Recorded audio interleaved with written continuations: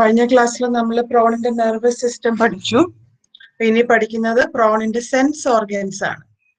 Sense organs എന്ന് പറയുമ്പോൾ നമ്മൾക്കറിയാം, നമ്മുടെ കേസിൽ നമ്മൾ കണ്ണുപയോഗിച്ച് കാണും, ചെവി ഉപയോഗിച്ച് കേൾക്കും, അല്ലെ? സ്കിൻ ഉപയോഗിച്ച് ടച്ച് എന്ന് പറയുന്ന സെൻസേഷൻ അനുഭവിക്കും. അപ്പൊ അതുപോലെ പ്രോണിന്റെ കേസിൽ സെൻസ് ഓർഗൻസ് ഏതൊക്കെയാണെന്നാണ് ഇന്ന് പഠിക്കാനുള്ളത്. സെൻസ് ഓർഗൻസ് പ്രോണിന്റെ കേസിൽ നമ്മുടെ പോലെ തന്നെ കുറേ സെൻസ് ഓർഗൻസ് ഉണ്ട്. അതിൽ സ്റ്റാറ്റോസിസ്റ്റുകളുണ്ട്, കോമ്പൗണ്ട് ഐസ് ഉണ്ട്, അതുപോലെ തന്നെ ടാക്ടൈൽ ഫീലേഴ്സ് ഉണ്ട്. അത് ആന്റിന്യൂളിലാണുള്ളത്. അതുപോലെ തന്നെ ആന്റിനയും മാൻഡിബിളിലും എല്ലാം ടാക്ടൈൽ ഫീലേഴ്സ് ഉണ്ട്. അതുപോലെ ഓൾഫാക്ടറി ബ്രിസിൽസ് ഉണ്ട്. അത് ഒരുപാട് അപ്പൻഡേജസിലും ഈ ഓൾഫാക്ടറി ബ്രിസിൽസ് ഉണ്ട്. ഇതെല്ലാം കൂടെ ചേരുന്നതാണ് പ്രോണിന്റെ കേസിൽ സെൻസ് ഓർഗൻസ്. ഏതൊക്കെയാണ്? സ്റ്റാറ്റോസിസ്റ്റുകൾ, then compound eyes, then tactile feelers. Tactile feelers ആന്റിന്യൂൾസിലും ആന്റിനയിലും മാൻഡിബിൾസിലും ഉണ്ട്. പിന്നെ അതുപോലെ തന്നെ ഓൾഫാക്ടറി ബ്രിസിൽസ്. ഓൾഫാക്ടറി എന്ന് പറയുമ്പോൾ തന്നെ മനസ്സിലാവും നിങ്ങൾക്ക്, അല്ലെ? അതിന്റെ മീനിങ് എന്താണ്? സ്മെല്ല് സെൻസ് ചെയ്യുന്നതാണ്. അത് ഒരുപാട് അപ്പൻഡേജസിലുണ്ട്.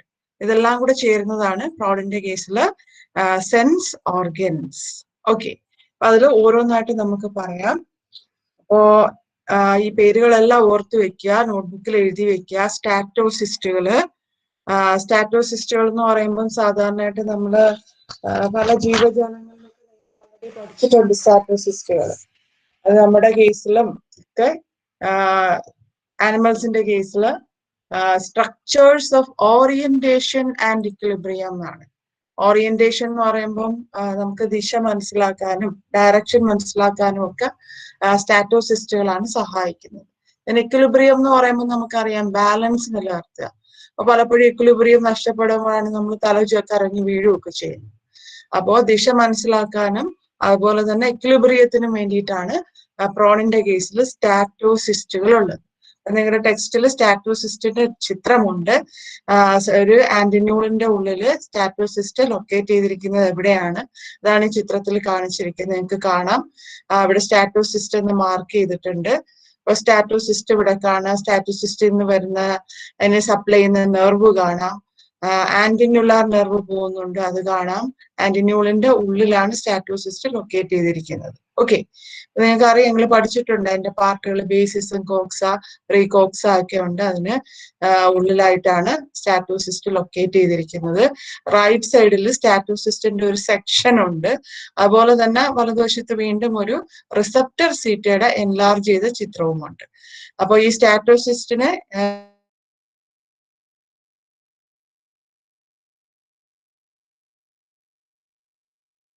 പുറത്തൊരു കൈറ്റിനസ് ആയിട്ടുള്ള സാക്ക് ഉണ്ട്.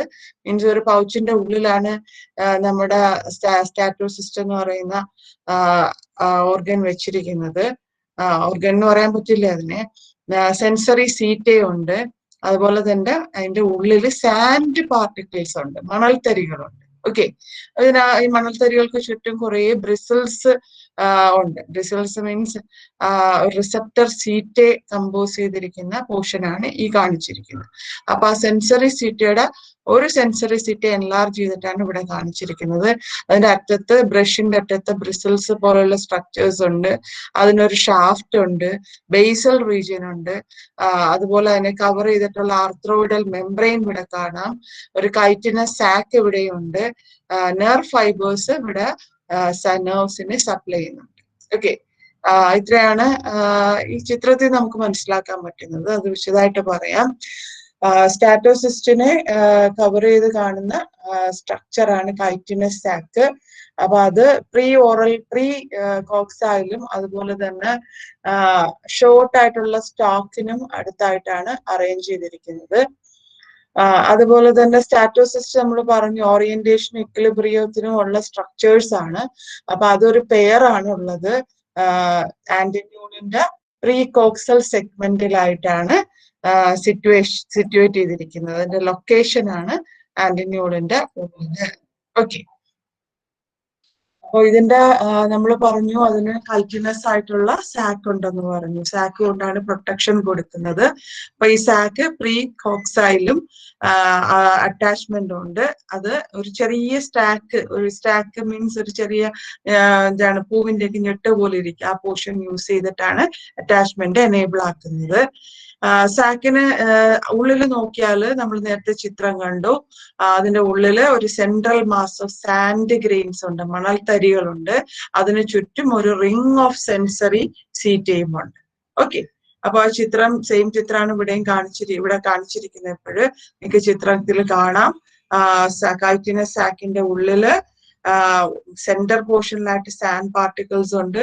അതിനെ കവർ ചെയ്തിട്ട് സെൻസറി സീറ്റ് അറേഞ്ച് ചെയ്ത് വെച്ചിട്ടുണ്ട്. ഓക്കെ, പിന്നെ അതുപോലെ തന്നെ സ്റ്റാക്ക് നമ്മൾ പറഞ്ഞു അറേഞ്ച് ഇവിടെ ഈ ചിത്രത്തില് കാണാൻ പറ്റില്ല. ഓക്കെ, ഇവിടെ കാണാം.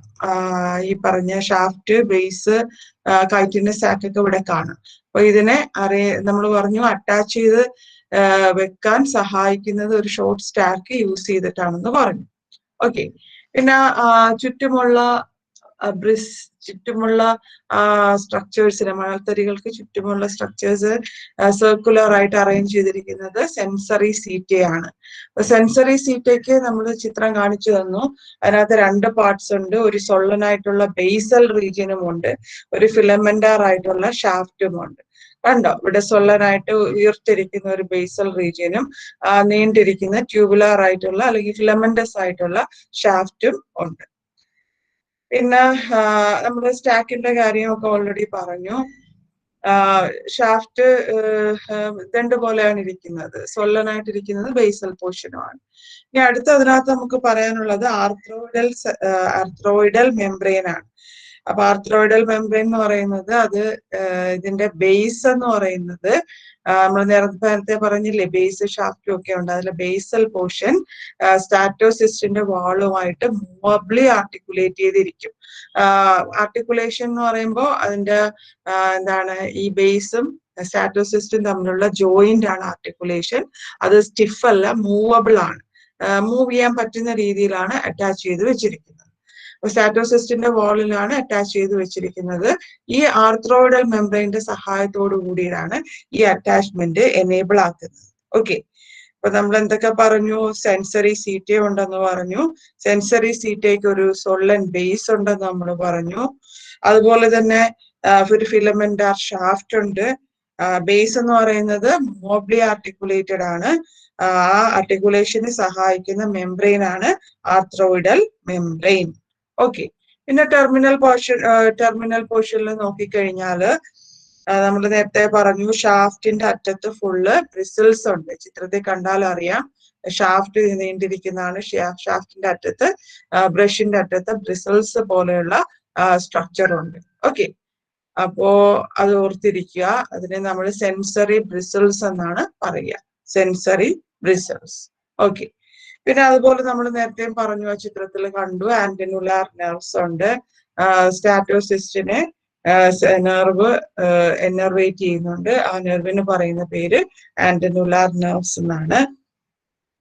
പിന്നെ അതുപോലെ തന്നെ സ്റ്റാറ്റോലിത്തുകൾ എന്ന് പറഞ്ഞിട്ട് ഒരു ടേം ഉണ്ട്. അത് കാര്യം എന്ന് വെച്ചാൽ നമ്മുടെ ഈ സ്റ്റാറ്റോസിസ്റ്റിന്റെ ഉള്ളിലുള്ള സാൻഡ് ഗ്രെയിൻസിനെ പറയുന്ന പേരാണ് സ്റ്റാറ്റോലിത്തുകള്. നമ്മൾ നേരത്തെ കണ്ടില്ലേ, ബ്രിസിൽസ് വെച്ചിരിക്കുന്നതിന്റെ ഉള്ളിലായിട്ട് മണൽത്തരികളുണ്ട്. അപ്പൊ ആ ഫങ്ഷണലി സാൻഡ് ഗ്രെയിൻസിനെ പറയുന്ന പേര് സ്റ്റാറ്റോലിത്തുകൾ എന്നാണ്. അപ്പൊ സ്റ്റാറ്റോലിത്തുകളായിട്ടാണ് അവര് അതിന്റെ ഫങ്ഷൻ പെർഫോം ചെയ്യുന്നത്. അപ്പൊ കാര്യം എന്ന് വെച്ചാല് വെള്ളത്തിലല്ലേ പ്രോൺ കിടക്കുന്നത്. അപ്പൊ അത് സ്വിം ചെയ്യുകയും ആനിമലിന്റെ എന്തെങ്കിലും പൊസിഷൻ ഒക്കെ മാറുകയൊക്കെ ചെയ്യുന്ന സമയത്ത് വെള്ളത്തിലെ മൂവ്മെന്റ് ഒക്കെ മനസ്സിലാക്കാനും അതിനനുസരിച്ച് മൂവ് ചെയ്യാനും ഒക്കെ സഹായിക്കുന്നത് ഈ സ്റ്റാറ്റോലിത്തുകളാണ്. അതുകൊണ്ടാണ് നമ്മൾ പറഞ്ഞത് സ്റ്റാറ്റോസിസ്റ്റുകൾ ഓറിയന്റേഷനും അതുപോലെ തന്നെ ബാലൻസിങ്ങിനെ സഹായിക്കുമെന്ന് പറഞ്ഞു. എന്തെങ്കിലും ഒരു സ്വിം ചെയ്ത് പോകുന്നതിന്റെ ഇടയ്ക്ക് ആ പൊസിഷൻ ഒന്ന് മാറുകയാണെങ്കിൽ, അല്ലെങ്കിൽ എന്തെങ്കിലും ഒരു വെള്ളത്തിലെ മൂവ്മെന്റ് എന്തെങ്കിലും വരുവാണെങ്കിൽ അതിനനുസരിച്ച് സ്റ്റാറ്റോസിസ്റ്റുകൾ അഡ്ജസ്റ്റ് ചെയ്യുകയും ആനിമലിനെ അതിനനുസരിച്ച് ബോഡി ബാലൻസ് ചെയ്ത് കൊണ്ടുപോകാനും പറ്റും. അപ്പൊ അങ്ങനെ ചെയ്യുന്നോണ്ട് ഉള്ള ഗുണം എന്ന് വെച്ചാല് ആനിമലിന് ദിശ മനസ്സിലാക്കാനും ബാലൻസിങ്ങിനും ഈസി ആക്കി കൊടുക്കും. പിന്നെ അതുപോലെ തന്നെ ചില സമയത്ത് ഇങ്ങനെ നമ്മൾ പറഞ്ഞില്ല, ആനിമൽ മൂവ് ചെയ്യുന്നതനുസരിച്ചോ വെള്ളത്തിന്റെ മൂവ്മെന്റ് അനുസരിച്ചോ ചേഞ്ച് വരുമെന്ന് പറഞ്ഞു. അപ്പോൾ അതിന്റെ ഫലമായിട്ട് ചില സമയത്ത് ഈ സെൻസറി സീറ്റ് സ്റ്റിമുലേറ്റഡ് ആവും. സെൻസറി സീറ്റിൽ പ്രസ് ചെയ്യും സാൻഡ് ഗ്രെയിൻസ്, അത് കാരണം സെൻസറി സീറ്റ് സ്റ്റിമുലേറ്റഡ് ആവും. അപ്പോൾ ആ സെൻസറി സീറ്റിൽ നിന്ന് ഇമ്പൾസസ് പെട്ടെന്ന് തന്നെ ബ്രെയിനിലേക്ക് പോകും. അപ്പൊ ബ്രെയിൻ അതിനനുസരിച്ച് ആനിമലിനോട് ഓറിയന്റ് ചെയ്യാൻ പറയും, ദിശ മാറ്റാൻ പറയും. അപ്പൊ ഇതെല്ലാം ഒരു ഫ്രാക്ഷൻ ഓഫ് സെക്കൻഡിൽ നടക്കുന്ന കാര്യങ്ങളാണ്. അപ്പോ അങ്ങനെയാണ് നമ്മുടെ സ്റ്റാറ്റോലിത്തുകളുടെ സഹായത്തോടു കൂടി സ്റ്റാറ്റോസിസ്റ്റുകള് ദിശ മനസ്സിലാക്കാനും അതിനനുസരിച്ച് പ്രതികരിക്കാനും ഒക്കെ പ്രോണിനെ സഹായിക്കുന്നു. ഓക്കെ, ചിത്രം ഒന്നും കൂടെ നോക്കി വെക്കുക. ആന്റിനൂളിന്റെ ഉള്ളിലാണ് നമ്മുടെ സ്റ്റാറ്റോസിസ്റ്റ് ഇരിക്കുന്നത്. അതിലൂടെ സപ്ലൈ ചെയ്യുന്ന നെർവ് കണ്ടോ, ആന്റിനുലാർ നെർവാണ് ബ്രെയിനിൽ നിന്ന് വരുന്നത്. പിന്നെ അതില് സ്റ്റാറ്റോസിസ്റ്റിക് നെർവ് ഉണ്ട്. ഒരു ഫൈബ്രസ് ക്യാപ്സ്യൂളിന്റെ ഉള്ളിലാണ് സ്റ്റാറ്റോസിസ്റ്റ് ഇരിക്കുന്നത്. അതിന്റെ ഒരു എൻലാർജ് ചെയ്ത ചിത്രമാണ് റൈറ്റ് സൈഡിലുള്ളത്. അപ്പോ നിങ്ങൾക്ക് അറിയാം, ഇതിനകത്ത് കൈറ്റിനസ് സാക്ക് ഉണ്ട്, അതിന്റെ ഉള്ളിൽ സാൻഡ് പാർട്ടിക്കിൾ സെൻട്രൽ പോർഷനിലുണ്ട്. കണ്ടോ, ഒരു ഗോപിപ്പൊട്ട് പോലെ ഇരിക്കുന്നത്. അതിന് ചുറ്റും എൻസർക്കിൾ ചെയ്ത് കാണുന്നത് സെൻസറി സീറ്റയാണ്.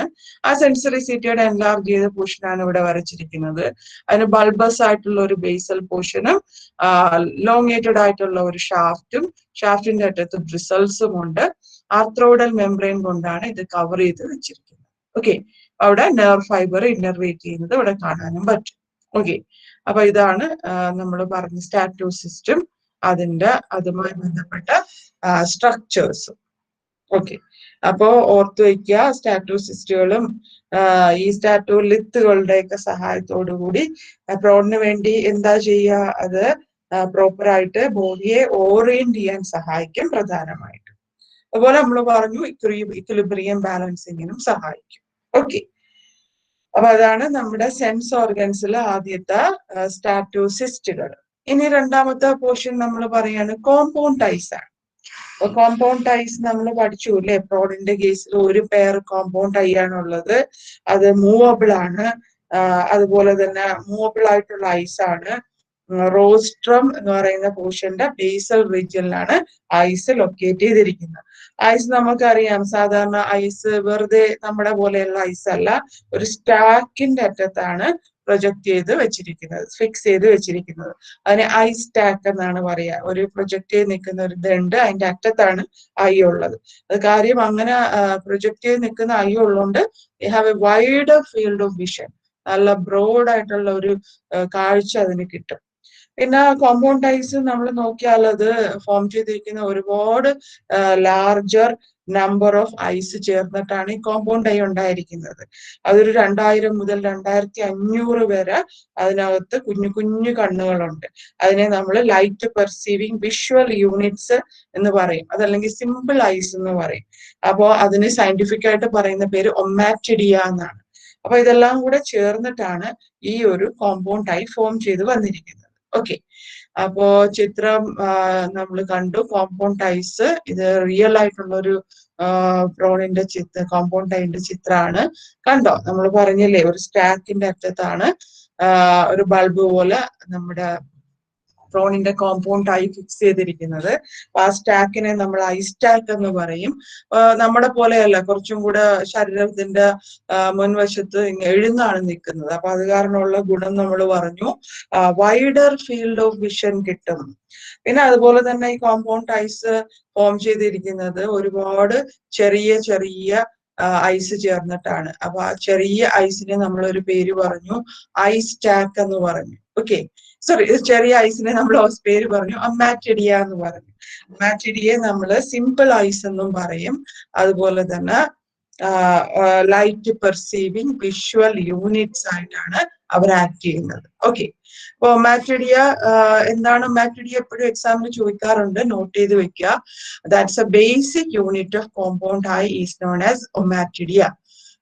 കോമ്പൗണ്ട് ഐയുടെ ബേസിക് യൂണിറ്റിനെയാണ് ഒമാറ്റിഡിയ എന്ന് പറയുന്നത്.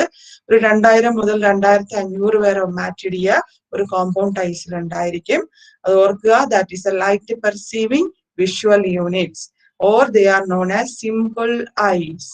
ഓക്കെ, അപ്പൊ ഒമാറ്റിഡിയ നമ്മൾ ഓരോന്നായിട്ട് എടുത്ത് നോക്കിയാൽ അത് ലോങ് ആണ്, റോഡ് ഷേപ്പ് ആണ്, ദണ്ട് പോലെയാണ് ഇരിക്കുന്നത്, ക്ലോസ്ലി പാക്ഡ് ആണ്. ഓക്കെ, അപ്പൊ ഓരോ ഒമാറ്റിഡിയയും ഓരോ ഫോക്കസിങ് സിസ്റ്റമാണ്. അതൊരു ലൈറ്റ് ട്രാൻസ്മിറ്റിംഗ് സിസ്റ്റം ആയിട്ടാണ് ആക്ട് ചെയ്യുന്നത്. അതല്ലെങ്കിൽ നമുക്ക് പറയാം എന്താണ്, ക്രോണിന്റെ കേസിൽ ഏറ്റവും ബേസിക് യൂണിറ്റ് ആണ് ഐസിന്റെ കേസിൽ ഒമാറ്റിഡിയ. അപ്പൊ അതിനകത്ത് എന്താ പ്രത്യേകത എന്ന് വെച്ചാല് അതിനകത്ത് ഫോട്ടോ റിസപ്റ്റർ സെല്ലുകളുണ്ട്. അതുകൊണ്ട് തന്നെ നല്ലൊരു ഫീൽഡ് ഓഫ് വിഷൻ കിട്ടാൻ സഹായിക്കും. പിന്നെ അതുപോലെ ഫീൽഡ് ഓഫ് വിഷൻ എന്ന് പറയുമ്പോൾ സാധാരണ അഡ്ജസന്റ് ഒമാറ്റിഡിയ ഓവർലാപ്പ് ചെയ്യും ഇവിടെ.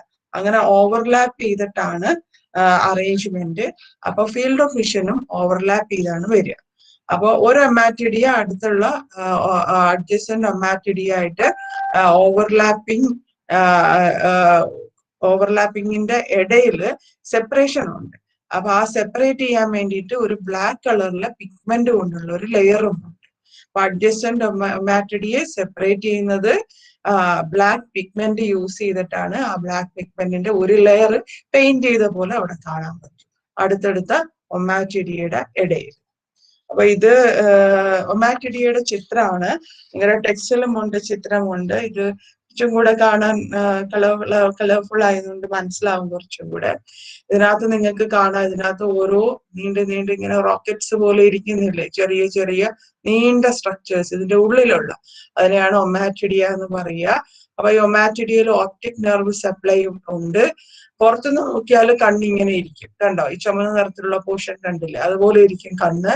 പക്ഷെ നമ്മൾ ഉള്ളിൽ നോക്കിയാൽ ഇങ്ങനെ നീണ്ട ദണ്ട് പോലെയുള്ള ഒമാറ്റിഡിയ ചേർന്നിട്ടാണ് ഈ കോമ്പൗണ്ടായി ഉണ്ടായി വന്നിരിക്കുന്നത്. അപ്പൊ അതിനകത്ത് നെർവ് ഫൈബേഴ്സ് സപ്ലിമെന്റ് ചെയ്യുന്നുണ്ട്, റെറ്റിനുലാർ സെൽസ് ഉണ്ട്. ഇതൊരു ഒമാറ്റിഡിയയുടെ വലുതാക്കിയ ചിത്രമാണ്. അതിന്റെ ഓരോ ഒമാറ്റിഡിയ അറ്റത്ത് ഒരു ലെൻസ് ഉണ്ട്. അതിന്റെ ഉള്ളിൽ ക്രിസ്റ്റലൈൻ ആയിട്ടുള്ള ഒരു കോണുണ്ട്. റാബ്ഡോം എന്ന് പറഞ്ഞിട്ടൊരു സ്ട്രക്ചർ ഉണ്ട്, നമ്മൾ പിന്നീട് എക്സ്പ്ലെയിൻ ചെയ്യും. അതിനകത്ത് പിഗ്മെന്റ് സെല്ലുകളുണ്ട്, റെറ്റിനുലാർ സെല്ലുകളുണ്ട്. ഇതെല്ലാം കൂടി ചേരുന്നതാണ് ഒരു ഒമാറ്റിഡിയ. ഒരു ചെറിയ ടോർച്ച് പോലെ ഇരിക്കും. ഇത് ഒമാറ്റിഡിയയുടെ ക്രോസ് സെക്ഷൻ ആണ് ഇത് താഴെ കാണിച്ചിരിക്കുന്നത്. ഓക്കെ, ഇത് നിങ്ങളുടെ ടെക്സ്റ്റിലും ഈ ഡയഗ്രാം ഉണ്ട്. കോമ്പൗണ്ട് ഐസ് കാണാം. ഇതിന്റെ പുറത്ത് സാധാരണ പോലെ എല്ലാം ഉണ്ട്. കോർണിയ, പിന്നെ ക്രിസ്റ്റലൈൻ ആയിട്ടുള്ള കോണ്, ഐറിസ്, പിഗ്മെന്റ് സെല്ലുകള്, receptor cell, rhabdom, basement membrane, receptor axons എല്ലാം ഉണ്ട്. അപ്പൊ ഇത് കോമ്പൗണ്ട് ഐയുടെ സിംഗിൾ യൂണിറ്റ് ആണ്, ഓർക്കുക, ഒമാറ്റിഡിയ. ഇത് റിയൽ ആയിട്ടുള്ള ഒരു ചിത്രമാണ്. കോമ്പൗണ്ട് ഐയുടെ ഒരു ക്ലോസപ്പ് ചിത്രമാണ് ഈ കാണിച്ചിരിക്കുന്നത്, കണ്ടോ? ഇതേപോലെയുള്ള ആയിരക്കണക്കിന് യൂണിറ്റുകൾ ആയ ഒമാറ്റിഡിയ ചേർന്നിട്ടാണ് ഈ ഒരു കോമ്പൗണ്ട് ആയി ഫോം ചെയ്ത് വന്നിരിക്കുന്നത്. ഓക്കെ, ഇത് അതുപോലെ തന്നെ ഒരു കണ്ണിന്റെ കോമ്പൗണ്ട് ഐയുടെ ക്ലോസപ്പ് ആയിട്ട് ചിത്രമാണ് കാണിച്ചിരിക്കുന്നത്. ഓക്കെ, ഇത് നിങ്ങളുടെ ടെക്സ്റ്റിൽ ആ ഡയഗ്രാം ഉണ്ട്. നമുക്ക് ആ കോമ്പൗണ്ട് ഐ എന്ന് വരച്ച് പഠിച്ചു വെച്ചിരുന്നാൽ നല്ലതാണ്. അപ്പൊ ഒമാറ്റിഡിയ ഓർത്തിരിക്കുക, മറക്കരുത്. കുറെ ചിത്രങ്ങൾ ഞാൻ അത് ഇട്ടിട്ടുണ്ട്, അപ്ലോഡ് ചെയ്യാം. ഇത് വളരെ ക്ലോസപ്പ്, കുറെ കൂടെ ക്ലോസ് ആയിട്ടുള്ള ഒരു ചിത്രമാണ്. ക്രസ്റ്റേഷ്യയുടെ ഒമാറ്റിഡിയ ആണ് ഇവിടെ കാണിച്ചിരിക്കുന്നത്. ക്രിൽ എന്ന് പറഞ്ഞൊരു ഒമാറ്റിഡിയ. ഇത് ഇലക്ട്രോൺ മൈക്രോസ്കോപ്പിക് ചിത്രമാണ്. കണ്ടോ? ക്ലോസ് ആയിട്ട് ഇരുന്നാൽ പുറം കണ്ടാൽ നമുക്ക് ഇങ്ങനെയാണ് ഇരിക്കുന്നത്. ഉള്ളിലാണ് ലോങ്ങർ ആയിട്ടുള്ള ദണ്ട് പോലെയുള്ള പോർഷൻ ഉള്ളത്. ഓക്കെ, അപ്പൊ ഒമാറ്റിഡിയ ഓർക്കുക, they are bundle of cells. They are specialised for refracting light rays. Light റേസിനെ റിഫ്രാക്ട് ചെയ്യാൻ വേണ്ടിയിട്ടാണ് അതിന് യൂസ് ചെയ്യുന്നത്. അതുപോലെ തന്നെ അതിനകത്ത് നിന്ന് നെർവ് സപ്ലൈ ഉള്ളതുകൊണ്ട് സെൻസറി ഇമ്പൾസസ് ജനറേറ്റ് ചെയ്യും. എക്സ്റ്റേണലി കണ്ടാൽ അതൊരു ട്രാൻസ്പെറന്റ് ആയിട്ടുള്ള ഒരു ക്യൂട്ടിക്കുലാർ കവറിംഗ് ആണ് പുറത്തുനിന്ന് നമുക്ക് കാണാൻ പറ്റുക. ഓക്കെ, ക്യൂട്ടിക്കുലാർ കവറിംഗ് പ്രൊട്ടക്ഷന് വേണ്ടിയിട്ടുള്ളതാണ്. അപ്പോ പുറത്തുനിന്ന് നമ്മൾ നോക്കി, നമ്മൾ പറഞ്ഞു വളരെ ട്രാൻസ്പെറന്റ് ആയിട്ടുള്ള ഒരു കവറിംഗ് ഉണ്ട്, ക്യൂട്ടിക്കുലാർ കവറിംഗ്. അപ്പൊ അതാണ് നമുക്ക് പുറത്തു നോക്കിയാൽ കാണാൻ പറ്റുക. അതാണ് കോർണിയായിട്ട് ആക്ട് ചെയ്യുകയും ചെയ്യുന്നത്. അത് അവിടെ തന്നെയാണ് ബൈകോൺവെക്സ് ലെൻസും സെയിം തന്നെയാണ്. ഓക്കെ, അപ്പൊ ഓർക്കുക കോർണിയ ബൈകോൺവെക്സ് ലെൻസ്. പിന്നെ അതുപോലെ ക്യൂട്ടിക്കുലാർ ആയിട്ടുള്ള ഒരു കോർണിയാണ് നമ്മൾ പറഞ്ഞു, വളരെ റിജിഡ് ആണ്.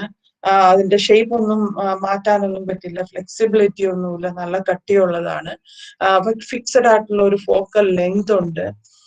പിന്നെ അതുപോലെ നമ്മൾ പഠിച്ച കണ്ണിന്റെ ഘടനയും അതിന്റെ ഫങ്ഷനിങ് ഒക്കെ പഠിച്ചു. പവർ ഓഫ് അക്കോമഡേഷൻ എന്ന് പഠിച്ചിട്ടുണ്ട്. അക്കോമഡേഷൻ എന്ന് പറയുമ്പോൾ അകലത്തിലിരിക്കുന്ന രണ്ട് ഓബ്ജക്റ്റുകളെ നമുക്ക് തിരിച്ചറിയാനുള്ള കപ്പാസിറ്റിയാണ് അക്കോമഡേഷൻ എന്ന് പറയുന്നത്. അപ്പൊ അത് ഇവിടെ they are incapable of accommodation. Distance അനുസരിച്ച് ഈ ഓബ്ജക്റ്റുകളെയൊക്കെ തിരിച്ചറിയാനുള്ള കപ്പാസിറ്റി ഇവർക്ക് കുറവാണ്. അപ്പൊ അതാണ് അക്കോമഡേഷൻ. നമ്മുടെ കണ്ണിനൊക്കെ പവർ ഓഫ് അക്കോമഡേഷൻ ഉണ്ട്. ഇവിടെ ഇവർക്ക് അത്രയും വിഷൻ പവർഫുൾ അല്ല വിഷൻ. അതുപോലെ തന്നെ നമുക്ക് പറയാം വളരെ ഫീബിൾ വിഷൻ ആണുള്ളതെന്ന് പറയാം. അപ്പൊ ഇതുപോലുള്ള പവർ ഓഫ് അക്കോമഡേഷൻ ഒന്നും അവർക്കില്ല. പിന്നെ അതുപോലെ ക്യൂട്ടിക്കുലാർ ആയതുകൊണ്ട് നമ്മൾ ടഫ് ആണെന്ന് പറയും, റിജിഡ് ആണ്. സാധാരണ ഇൻസെക്റ്റുകളുടെ കേസിലൊക്കെ ചെയ്യുന്ന പോലെ പീരിയോഡിക് ആയിട്ടുള്ള മോൾട്ടിംഗ് ഉണ്ട്. മോൾട്ടിംഗ് ഇല്ലേ, പടം പൊഴിക്കുന്ന സമയത്ത് ഈ ക്യൂട്ടിക്കുലാർ കോർണിയയുടെ പുറവും പൊഴിച്ചിട്ട് പുതിയ ലെയർ ഫോം ചെയ്ത് വരും. പിന്നെ അതിനകത്ത് ഇമ്പോർട്ടന്റ് ആയിട്ടുള്ളത് ലെന്റിക്കുലാർ സെല്ലുകളാണ്. ലെന്റിക്കുലാർ സെല്ലുകൾ കോർണിയയുടെ തൊട്ട് താഴെയാണ് ലെന്റിക്കുലാർ സെല്ലുകൾ ഉള്ളത്. അതുപോലെ ഈ ലെന്റിക്കുലാർ സെല്ലുകള് എപ്പിഡെർമൽ സെല്ലുകള് മോഡിഫൈ ചെയ്തിട്ടാണ് ഉണ്ടായിരിക്കുന്നത്. അവരാണ് ഈ പറഞ്ഞ ക്യൂട്ടിക്കുലാർ കോർണിയ ഉണ്ടായി വരാൻ സഹായമായിട്ട്. Shut up. Diam. You're my sweetie pie. You're my cupcake. Gumdrops. Yeah, I love my life.